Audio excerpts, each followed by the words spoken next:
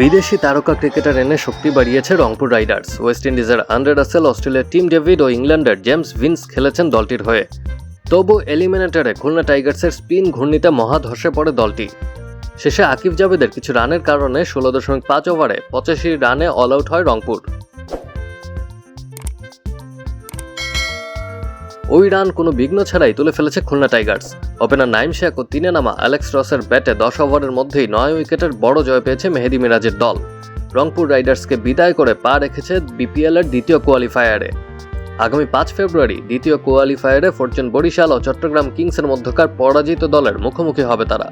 রংপুর রাইডার্সকে শেষ 4-এ তুলতে বড় ভূমিকা রেখেছিলেন পাকিস্তানি 2 স্পিন অলরাউন্ডার খুশদিল শাহ ও ইফতিখার আহমেদ, কিন্তু জাতীয় দলে ডাক পাওয়ায় খুশদিল দেশে ফিরে গেছেন। তার আর মেলায় একাদশে সুযোগ হয়নি ইফতিখারের, বরং মিরপুরের উইকেট কন্ডিশনের সঙ্গে অপরিচিত ভিন্সি ডেভিডকে নামিয়ে দেয় রংপুর, যা কাজে দেয়নি। টসে জিতে ব্যাট করতে নেমে 6 ওভারে 5 উইকেট হারিয়ে মাত্র 19 রান তুলতে পারে রংপুর। নাসুম আহমেদ 2 ওভার বল করে 2 উইকেট নেন। মিরাজ তার দ্বিতীয় ওভারে এসে উইকেট নিয়েছেন। তার প্রথম ওভারে রান আউট হন সৌম্য সরকার। ষষ্ঠ ওভারে পেস আক্রমণে এসে উইকেট নেন হাসান মাহমুদ। সেখান থেকে 50 রানে 7 ও 52 রানে 9 উইকেট হারায় রংপুর।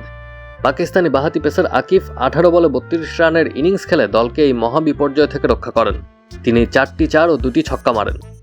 এর আগে রংপুরের ওপেনার সৌম্য সরকার কোনো বল না খেলেই 0 রান করে রান আউট হয়ে যান। ইংলিশ ওপেনার ভিন্সি 7 বল খেলে 1 রান করে বলার নাসুমের দুর্দান্ত ক্যাচে পরিণত হন। শেখ মাহাদি 5 বল খেলে 1 রান করে বোল্ড হন। 10 বলে 4 রান করে ক্যাচ দেন সাইফ হাসান। সাইফুদ্দিন 8 বলে 8 রান করেন।